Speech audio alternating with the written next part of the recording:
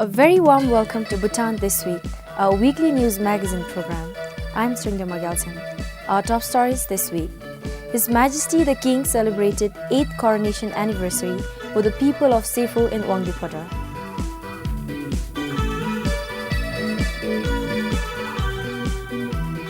Royal Bhutan Lottery's first paper lottery scheme launched for domestic market.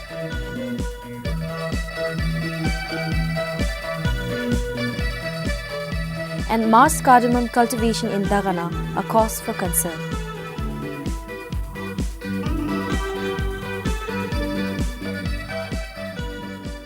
His Majesty spent the Coronation Day with thousands of people in Sefo in Wangdipoda. His Majesty the King arrived at Sefo, the first settlement since Tanza in Lunana, after over 2 weeks of trekking across the most difficult places in Bhutan. Wangdipodong Dzongkhag representatives, students and the people of nearby villages came to Sefo to welcome His Majesty and celebrate Coronation Day.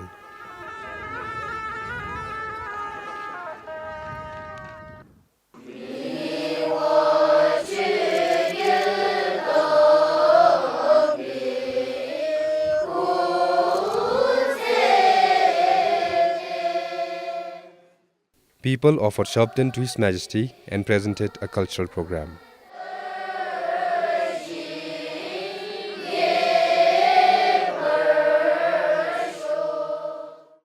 His Majesty granted Toka to the people.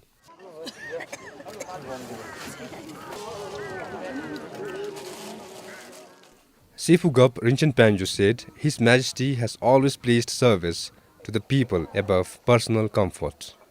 He said after completing a very long and difficult trek, His Majesty chose to spend this very special day with the people, and everyone is deeply moved by His Majesty's untiring devotion to the people.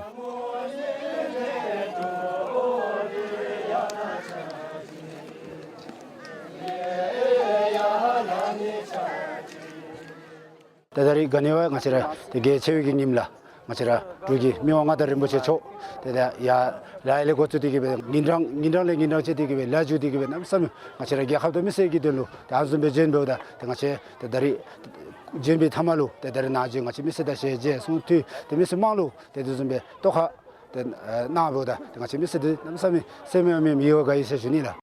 His Majesty the King began the final part of the 245-kilometer trek across Lunana from Tanza on Saturday. His Majesty crossed the Rinchen Pass at over 5,000 meters and spent last night camped beside the Umtso, a sacred lake in which Pemalingpa is said to have found numerous treasures. During the royal visit across Lunana, His Majesty trekked through the sparsely populated Gyeok to meet with the people who live scattered in this remote part of Bhutan and visit the glaciers and Thorthomi, Rapstreng and Lugi glacial lakes. Namgyo Wangchuk, PBS News. Before visiting Wangdipoda, His Majesty the King visited the glaciers and glacier lakes of Thorthomi, Rapstreng and Lungi in the highest region of Lunana in Gasa. These glaciers and lakes are the sources of some of our major rivers and are considered fragile due to the enormous risk they pose in the event of a glacial lake outburst flood. Such floods occur when the moraine walls of the glacial lakes recede. Such an incident occurred in 1994 when the Lugitso burst and the Pochu, which is fed by the lake, caused immense damage to the Punakhazong as well as numerous other places downstream. The formation and growth of a glacial lake in the Thorthomi Glacial in subsequent years raised similar concerns. An operation to manually lower the level of the lake managed to reduce the water level by 5 meters some 4 years ago. According to a press release from the Royal Office for Media, while the lowering of the water at Thorthomis Lake undertaken by the Royal Bhutan Army upon the Royal Command was deemed a success, glacial melt as a consequence of the changing climate continues to pose risk.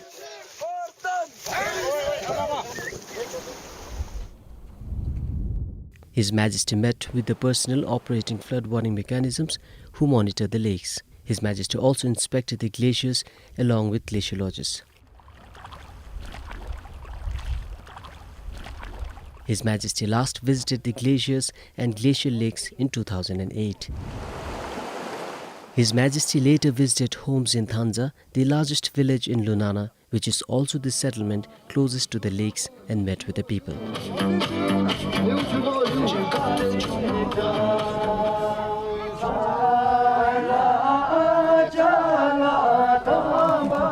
For Pemanamge in Lunana, Sunamongdi, PBS News. Try your luck as Royal Bhutan Lottery's first paper lottery scheme hits the domestic market. Known as Finsumdarim, it will be a monthly lottery scheme. Prime Minister Tsring Tobge launched the lottery scheme in Phuntsling.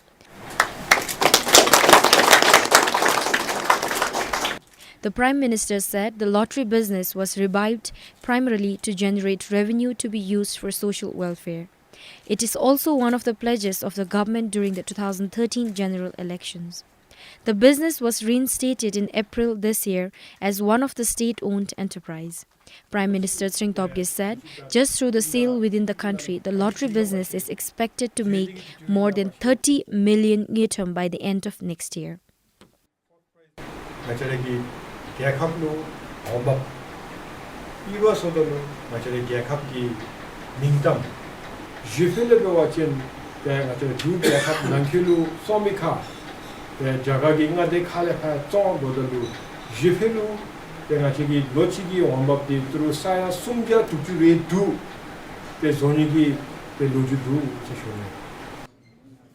The Royal Bhutan Lottery Limited also has plans to come up with weekly lottery and instant scratch card. Meanwhile, for better regulation, the Lottery Office is also formulating an act. The lottery the act Jimendula, the Timluchi, the Hanizoni de Kachel, the Dinga to Guzuk. We are working on the Act and plan to submit it to the government by mid of next year. Once endorsed, it will be convenient for us to market our lottery schemes anywhere in the world. Right now, with just an agreement, it's difficult to control the business.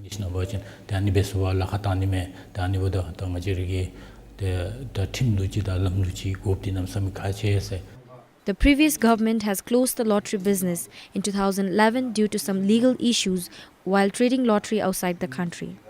It used to generate around 220 million rupees annually.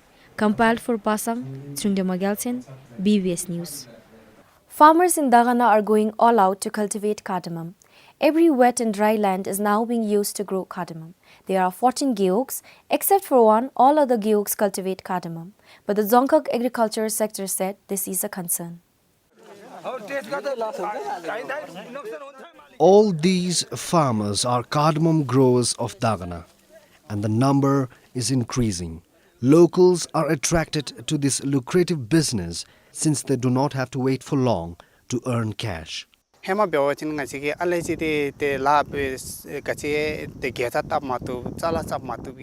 long ago, we used to grow cardamom in places where we are not able to grow maize and carry out paddy transplantation.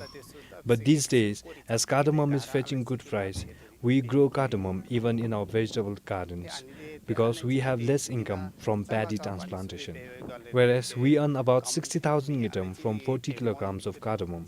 So everyone is into cardamom.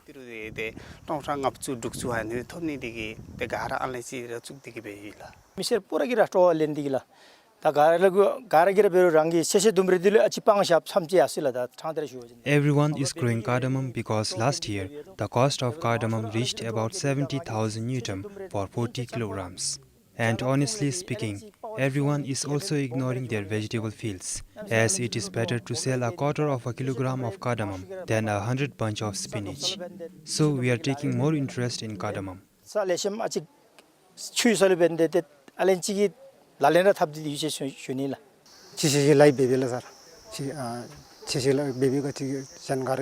I grow vegetables, but nowadays, as I can see everyone in my village growing cardamom, I also took interest from this year.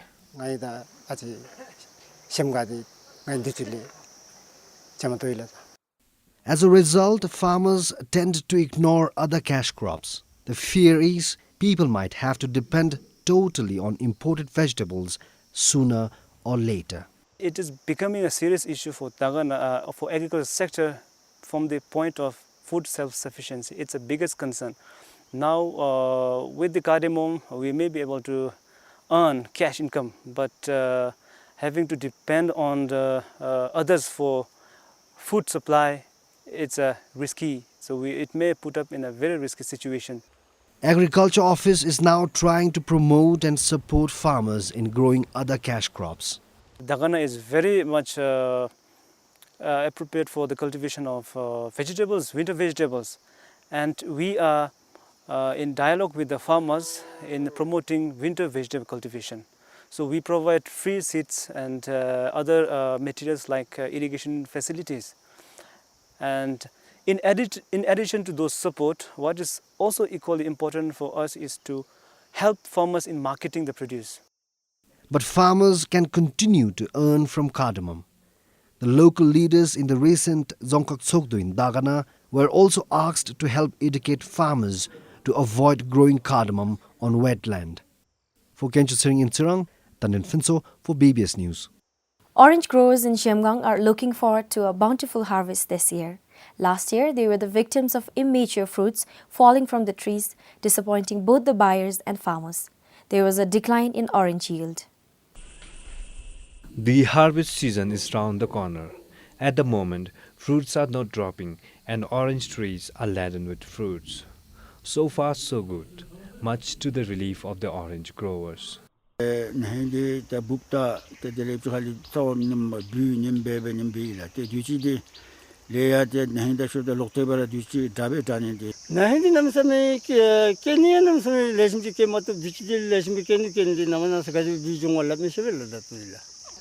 Asachi sondal disoyang leshum gung disoyang leshum thumnegi rewa bom yula chalu country dise leshum mela leshum top su no we rewa da melam yi session.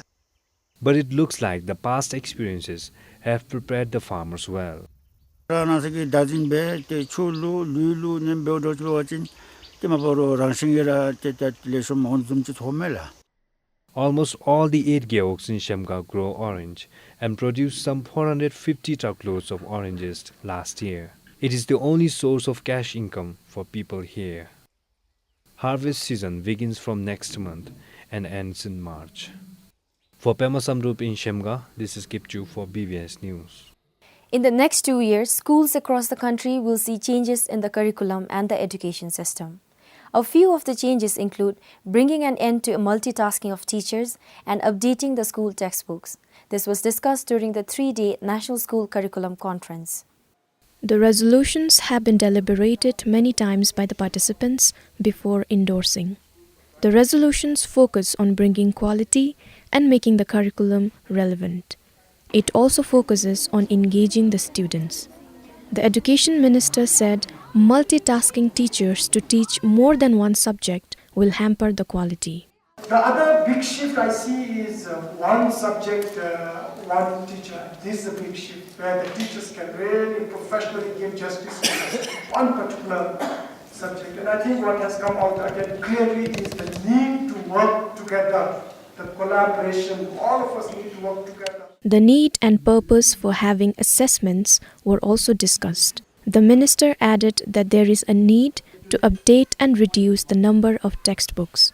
Today our history teachers know the role of United Nations much better than what this author knew 37 years back. But our history teacher dare not teach what they know currently because the big C sends questions from the textbook. This is a prime example of how textbook reduces learning, makes learning very, very shallow in the classrooms.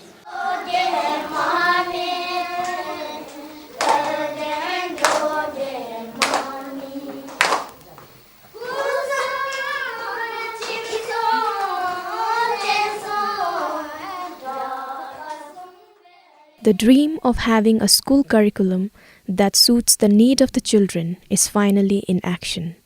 Sunampem for BBS News. Early childhood care and development program in the country is now beginning to be recognized as a vital intervention for a child's health, behavior and learning and development. The emotional, social and physical development of young children has a direct effect on their overall development. Based on research and studies done by the Education Ministry, the impact of ECCD programs on children is huge. Children are motivated to learn and tend to do better in schools, as the first 3 years of a child's life is a critical period of development.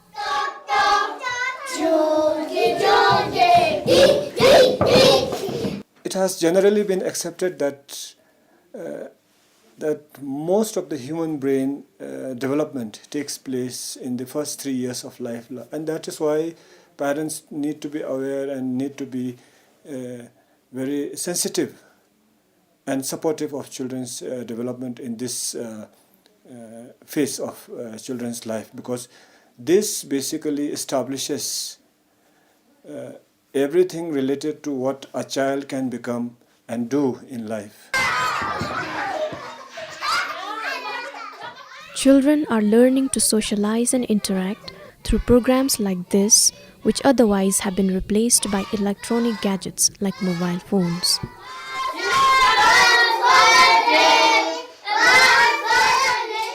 We have a kid who doesn't speak when he comes here first, and he understands but he doesn't speak. So by being together with his friends, socializing with his friends, he plays, and then slowly he picked up a few words.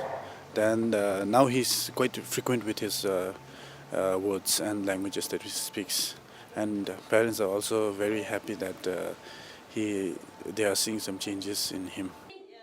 And based on Annual Education Statistics 2014, there is a consistent reduction in Class PP repetition rate when ECCD children started enrolling in the schools.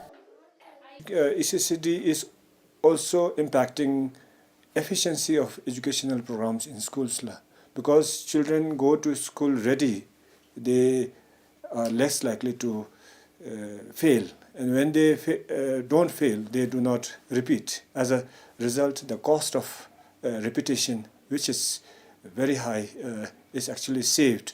And when we have more ECCD centers, more such repetitions are saved, and that actually contributes to making education more efficient.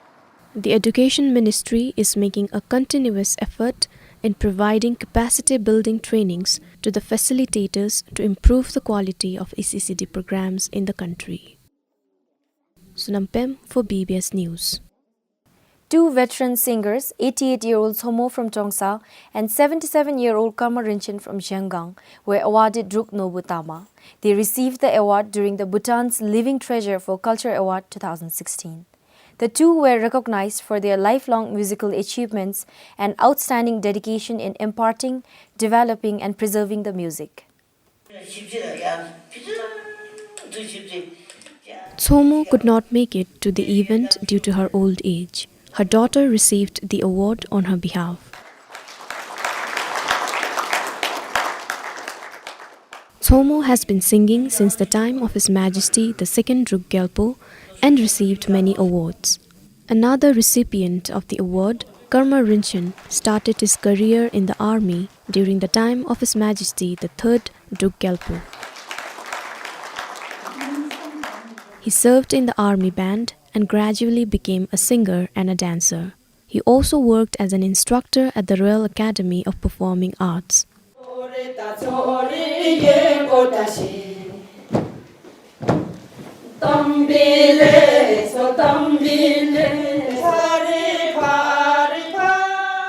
A group of senior dancers from Tongsa presented a local dance.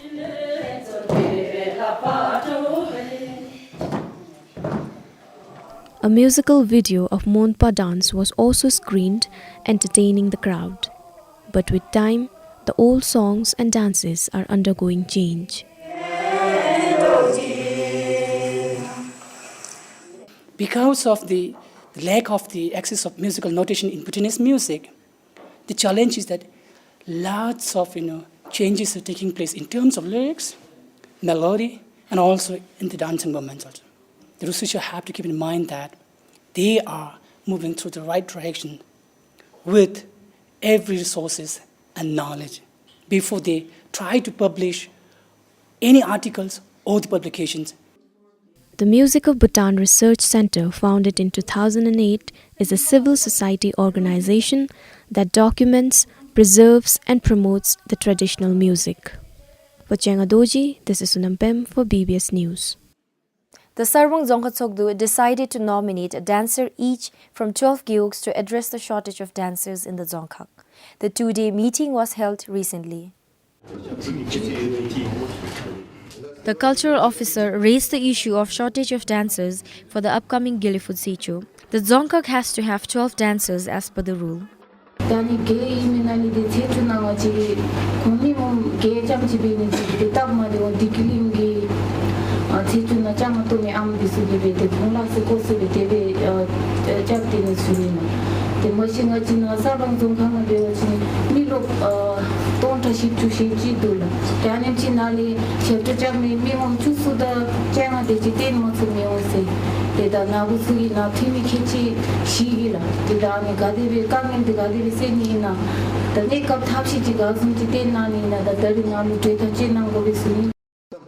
Some of the members said there are not enough young women in the villages to perform, and most of them are now in schools, while some have probably left for urban areas. We nominate dancers from gyuks, and if the Dzongkhak does not manage properly, participation would be less. From this year, we framed a rule to nominate a person in charge who is well versed with songs and dances and teach other dancers.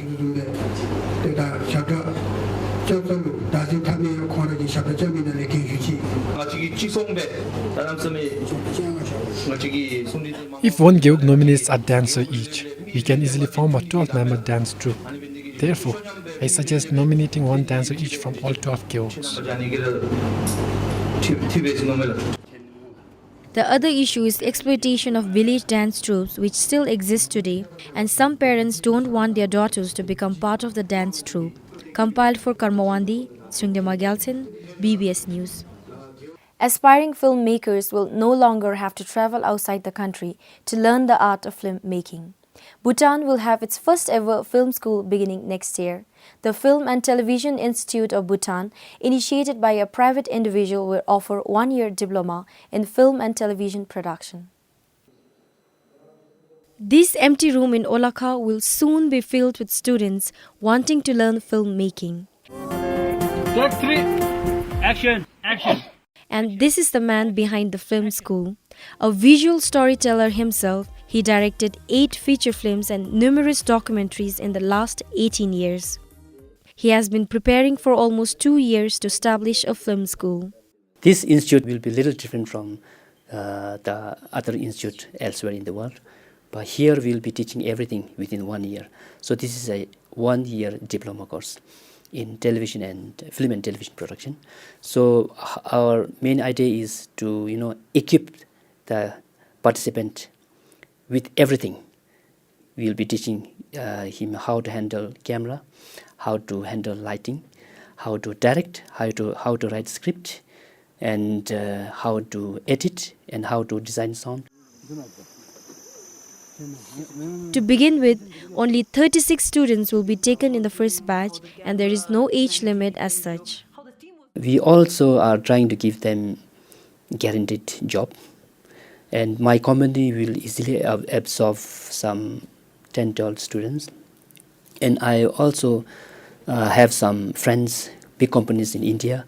These days, YouTube channel companies are very popular, so they'll be also taking a couple of our students. And at the end of the day, at the end of the 1-year diploma, I'm sure all students who will pass out from this institute will be employed very easily. Filmmaking has become a livelihood for many Bhutanese in the recent years, and with the new school, many might become professionals right at home. Today, around 15 movies are produced every year in Bhutan. Sringdema Gelson, BBS News. Construction Development Corporation becomes the first national company to venture into construction of hydropower projects. The company is currently working on the final stage of preparing detailed project report for Nyera Amari hydroelectric project in the east. Some 40 Bhutanese men are working at 3 different sites of the project at Trimsing, Komdar and Marsala in Tashiga and Samrujonka. They have already excavated a 60-meter tunnel in Timshing to conduct a feasibility study for the hydropower project. Last week, the company also started the excavation of another tunnel at Marsala. For their current project, the company will have to excavate a nearly 2-kilometer tunnel in the next 2 years. All these works are to prepare the detailed project report.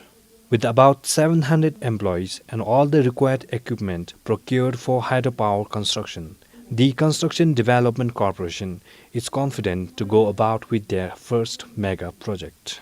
We have taken a small step into this thing, but we are looking for a major construction of hydropower component in near future. In fact, we have already trained so many of our young professionals in this field, and in fact, at least in the construction of a HRT, head-rest tunnel, we are confident that Bhutanese, we have the CDCL now have the capacity to get into a hydropower construction project. This is just a beginning for Bhutan to reach greater heights in the near future. This is Kipchu for BBS News. People in remote parts of the country might now enjoy financial services right at their doorstep. The Royal Monetary Authority has come up with agent banking rules and regulations to help financial institutions increase their reach through agents. Any individual or an entity can be agents for the financial institutions, but after getting approved by the central bank. Called as agent banking, it is to provide banking and financial services through engagement of agents rather than customers visiting the banks. They will assist people to open bank accounts, process loans, accept cash deposits, withdrawals and utility payments. It will especially benefit the rural people and the low-income group, as well as this will benefit the banks, especially the banks, because they don't really have to open branches in order to provide these financial services to the people. Because this is one of the branchless banking, that is banking services without having to set up the branches. Financial institutions can now choose to have agents from next month. But the approved agent should abide by the rules and regulations of agent banking set by the central bank recently. They cannot approve opening of accounts, they cannot sanction loans, they cannot issue ATMs, and they cannot encash check. The banks has to seek prior approval from the RMA in order to engage in such business, agent banking business. Agent banking will be carried out by government postal services, private courier services, registered retail merchants, pharmacies and any other individuals and entities approved by the central bank. Today there are 84 bank branches with more than 800,000 depositors. This is Pasa for BBS News. 15-year-old Tenzin Singye Dorji won the men's singles at the 45th National Open Tennis Championship in Thimphu. He defeated Jimmy Sharap in the final. Tenzin becomes the youngest player ever to win the title. A Class 10 student of Changangkha Middle Secondary School, he is number 1 in junior tennis in the country. That's all we have for you this week. Thank you for joining us. Have a great weekend.